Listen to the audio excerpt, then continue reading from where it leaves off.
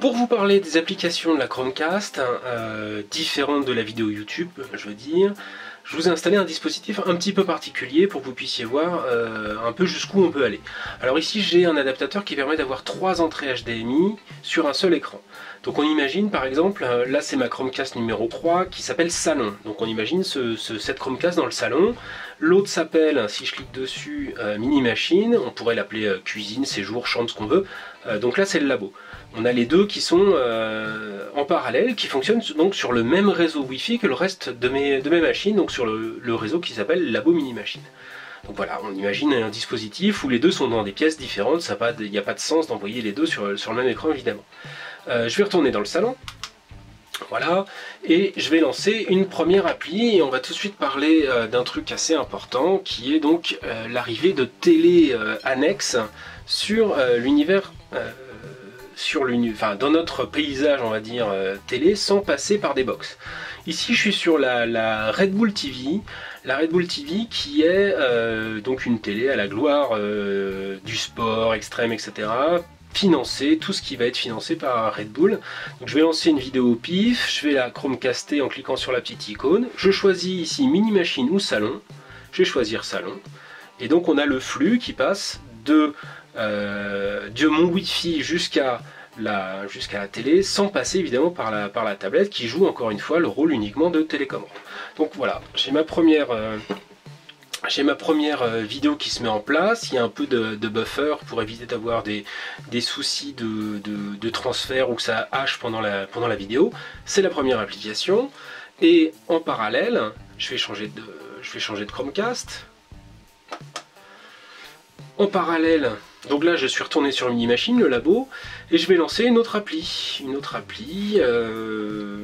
Pour vous montrer ce que ça peut donner, une appli assez connue qui s'appelle Bubble UPnP. Bubble UPnP, c'est une appli qui sait gérer Chromecast désormais. Donc on va choisir dans les devices la bonne, c'est-à-dire Mini Machine. On envoie sur Mini Machine. Ça prend le pas. Et je vais pouvoir envoyer donc de la musique sur Mini Machine tout de suite. C'est parti. On va baisser le son. Bon là malheureusement je crois que j'ai pris le pas sur l'autre parce qu'elle était pré-réglée sur Salon, donc on va retourner sur Salon et je pense qu'on va avoir Bubble UPnP. Non même pas. Par contre il n'a pas lancé la vidéo, on va lui forcer un peu la main. On va en lancer une autre. Voilà, ça devrait marcher comme ça. Donc là j'ai le même réseau Wi-Fi, 2 Chromecast, 2 pièces différentes, simulées. Et j'ai donc une vidéo en très bonne qualité d'un côté. On va baisser le son. Voilà, la qualité est très belle, c'est assez sympa. Et de l'autre je vais avoir, il y a un peu de buffer par contre. Et de l'autre côté j'ai toujours mon album logiquement qui devrait tourner. Donc on peut très bien imaginer une solution avec une vidéo sur un écran d'un côté et de la musique de l'autre. Donc ça c'est une solution qui est intéressante. Là il a dégradé un peu la qualité parce que je pense que les deux flux juste l'un à côté de l'autre ça ne doit pas l'aider à fonctionner. Enfin on peut imaginer dans sa chambre regarder une vidéo avec son smartphone en main pour accéder à cette vidéo et depuis une autre pièce, la cuisine, balancer juste du son. Ça va dépendre de la puissance de votre réseau Wi-Fi évidemment. Donc ça c'est un premier essai, un premier truc qui est assez sympa sur la Chromecast. On va lui dire d'arrêter, déconnecter. Donc là j'ai déconnecté, le flux revient sur la tablette. On va arrêter ça. Fermé. Alors ça c'est qu'un des trucs qu'on peut faire avec la Chromecast. Évidemment on peut aussi jouer des fichiers avec Bubble UPnP, on peut aussi jouer des fichiers locaux. On va baisser le son. On peut jouer des fichiers locaux, c'est-à-dire des fichiers qui sont sur l'appareil, stockés sur l'appareil. Là en l'occurrence c'est sur mon réseau, mais je pourrais jouer des choses qui sont directement sur mon smartphone. On peut jouer aussi on peut lire des images, on peut faire beaucoup de choses. Alors, autre type d'usage avec ce genre de machine, on va lancer une application dédiée aux photos. qui s'appelle Photocast, hein, qui permet donc de lire des fichiers qui sont stockés sur l'appareil. Vu que maintenant les smartphones et les tablettes savent faire de la photo, on va pouvoir s'en servir pour regarder des photos directement. Alors il faut choisir la bonne Chromecast. Là je suis donc, je sais plus sur laquelle, un mini machine je crois, voilà. Je vais lancer la photo qui va apparaître à l'écran. Donc là c'est une photo qui est stockée sur mon smartphone qui apparaît à l'écran. Donc ça c'est très très sympa pour pouvoir partager évidemment, partager des photos en famille. Ça, bon, il y a plein de, à mon avis, il y a plein de lecteurs qui vont permettre ce genre de choses. Là, il y a une présentation un petit peu sympa, donc c'est toujours assez sympa de pouvoir regarder ça. On peut précharger les photos, ce qui fait qu'on évite d'avoir des temps de chargement assez longs. Donc si je reviens sur une photo qu'on a déjà vue, elle revient de derrière, elle repasse devant, etc. Et on a l'indication du type d'appareil qui a envoyé la photo qui est sur l'image. Donc on peut le faire à plusieurs aussi. C'est-à-dire on peut avoir plusieurs appareils qui vont envoyer en push des photos, séance diapo assez sympa. Donc voilà, ça c'est encore un autre usage. Il y a évidemment le jeu. Alors je vais retourner sur l'autre tablette. Le jeu qui va être très présent sur ce type d'engin. Donc voilà, par exemple, j'ai un jeu bien débile. On va se connecter à... Je crois que c'est Mini Machine, je ne me souviens jamais. Sinon on changera. Et on va pouvoir jouer à un jeu bien débile directement à l'écran. Bon, là j'ai perdu, hein, c'est pas facile. Voilà, donc j'ai mon petit bonhomme, mon petit oiseau qui est là, et je peux jouer directement à l'écran. Alors il y a un peu de lag, ce qui fait que c'est pas vraiment exploitable, c'est plus pour vous montrer ce qui existe qu'autre chose. Mais voilà, on peut jouer à ce genre de choses. Ça c'est vraiment les toutes premières applis, qui existent sur ce type de machine là. Il y en a des plus rigolotes comme voilà 2048 Cast, hein, qui est donc 2048 en version... on va le mettre dans le salon. Donc je change de Chromecast, on va pouvoir jouer dans le salon. Alors voilà, je vais pouvoir jouer à 2048 sur grand écran. Bon, c'est vraiment le début de tout ce type d'applications qui vont déferler à mon avis sur ce type de machine. Voilà, donc il n'y a rien d'exceptionnel, sauf qu'on peut jouer à plusieurs avec plusieurs tablettes. Et donc ça ramène un petit peu plus de fun au jeu. Rien d'exceptionnel, mais encore une fois, c'est des choses qui sont complètement en devenir. Qu'est-ce qu'on va aller voir d'autre? Castpad qui est intéressant, même si là c'est la version de démo. Donc Castpad, on va lui choisir toujours le salon. Et voilà, alors là c'est la version de démo, donc il y a vraiment très peu d'options, mais grosso modo, Castpad ça sert à ça. Vous avez vu, c'est presque en temps réel. Bon, il n'y a pas grand chose comme info qui passe, hein. Hop, voilà, mini machine. Donc on peut dessiner à l'écran. Donc on imagine avec un stylet, avec d'autres choses. Il y a plusieurs couleurs. Voilà, elle vient de planter. C'est du balbutiement tout ça. Donc ça démarre. Il y en a tellement des applis là-dessus. Je crois que j'en ai plus. Il y a peut-être d'autres là. Enfin, vous avez compris le principe, hein. On peut envoyer beaucoup d'infos directement sur la machine. Et on peut mixer plusieurs engins. Alors ça c'est pas mal, MyCastScreen. C'est un truc qui permet d'envoyer un flux. Alors je vais envoyer dans le salon. Tu vas envoyer un flux d'annonces directement sur un écran. Donc voilà, par exemple, là j'ai configuré sur Angoulême parce que j'avais envie.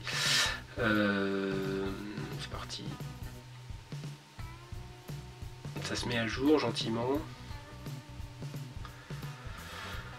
Donc voilà, j'ai l'heure, ça c'est les infos, les dernières infos, j'ai le trafic d'Angoulême qui est ici, et là je vais avoir la météo, dès que ça sera chargé. Donc ça c'est typiquement des usages qui vont, pareil, complètement exploser à mon avis sur la Chromecast et renvoyer du contenu sur un écran externe. Donc ça c'est encore un usage qui est pas mal. Donc il y a énormément de choses qui apparaissent petit à petit sur la Chromecast. Plus ou moins bien réussi, plus ou moins intéressante, mais en tous les cas, ça bouge beaucoup.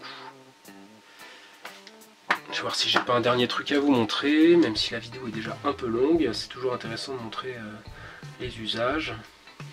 Bah oui, peut-être le Play Store tout simplement. Le Play Store qui permet lui aussi d'envoyer des films directement sur l'écran. Donc, mes films, c'est pas dur, j'en ai pas beaucoup. Voilà, donc on va envoyer ça, tiens, très bien, hop, on va l'envoyer sur. Donc toujours le petit onglet Chromecast, je l'envoie dans le salon, je crois que c'est le bon, voilà. Et donc il va être lu dans le salon sans problème normalement, s'il veut bien. Voilà, c'est parti. Donc c'est vraiment fait pour ça, hein. Google a lancé Chromecast pour ce genre d'usage. Vous payez du contenu, vous pouvez l'afficher dans le salon, sur une grande télé, c'est quand même plus sympa que sur une petite tablette, et vous bénéficiez du son, d'un meilleur son. Voilà, donc là, une petite animation, c'est un des films gratuits qu'il y a eu un moment sur le Google Play. Donc voilà, il y a plein d'usages, c'est en train de décoller, je crois que j'ai compté plus de 300 applications Chromecast, il y en a beaucoup qui se répètent, mais il y a plus de 300 applications Chromecast, c'est que le début. Le truc à comprendre, deux choses, c'est d'abord que la plupart des applications intéressantes qui existent, premium on va dire, avec beaucoup de développeurs etc, et des développeurs actifs, vont arriver sur Chromecast parce qu'ils vont trouver un moyen de s'en servir, quand c'est opportun évidemment. Donc on imagine des tweets, des réseaux sociaux, Facebook et autres, on va arriver sur du Chromecast, des emails, des notifications, tout ça, ça peut arriver sur du Chromecast. Autre point important également, hein, c'est toutes ces applications qui naissent, on sait déjà s'en servir, c'est-à-dire que c'est vraiment des applications qu'on a appris avec Android, qu'on a appris avec sa machine, et donc il n'y a pas d'apprentissage supplémentaire. Le seul truc à savoir, c'est de cliquer sur l'icône Chromecast et de choisir la bonne destination. C'est vraiment pas sorcier, et donc en fait on connaît déjà tous les usages de ce type de machine, et ça c'est vraiment un plus par rapport à ce type d'engin. Donc voilà, à mon avis, il va y avoir pas mal de papiers sur Mini Machine qui vont parler des applications qui arrivent, quand il y en aura des vraiment intéressantes. C'est vraiment le gros plus, deux gros plus par rapport à toutes les clés PC etc, c'est que à l'usage d'une clé PC Android c'est super, hein, moi je m'en sers tous les jours. Par contre c'est pas aussi sympa à manipuler qu'une Chromecast, c'est à dire que quand on est au fond de son lit avec un écran en face de soi et qu'on a envie de regarder un film, c'est beaucoup plus sympa d'aller sur YouTube, de charger ce film, de charger, voilà, là c'est un épisode issu de chez Gamecult, c'est Chocapic qui joue. C'est vraiment plus sympa d'utiliser son smartphone pour aller regarder du contenu depuis son lit que d'avoir à brancher sa machine Android, de lancer un serveur DLNA, etc. Là ça se fait tout seul, on oublie, ça fait pas de bruit, c'est vraiment très sympa à ce niveau-là. Et puis c'est CEC contrairement à beaucoup de machines, donc ça peut réveiller en plus l'écran. Donc voilà, c'est vraiment une histoire d'usage. Une Raspberry Pi peut faire la même chose pour le même prix, une clé PC aujourd'hui peut faire la même chose pour le même prix avec plein de fonctionnalités en plus. Ça promet pas la lune la Chromecast, ça promet simplement un usage très agréable, très facilité, très simple, à la portée de tout le monde, et surtout ça ouvre la perspective d'avoir des applications qui vont envoyer du contenu, et ça n'existe pas encore de cette façon là en tous les cas sur ce type de machine. Moi j'attends les smartphones qui vont permettre de prendre de la photo et d'envoyer directement le contenu de cette photo à l'écran, ce qui peut être sympa, et de faire ce genre d'application, et ça ne saurait tarder à mon avis, c'est en cours de développement. Voilà, je crois qu'on a fait le tour sur les Chromecast, j'espère, j'ai été long, j'espère que vous avez appris plein de choses. Si vous avez des questions, n'hésitez pas, dans les commentaires du blog, pas sur YouTube, j'ai pas le temps de tout lire, n'hésitez pas à les poser. Voilà, à bientôt.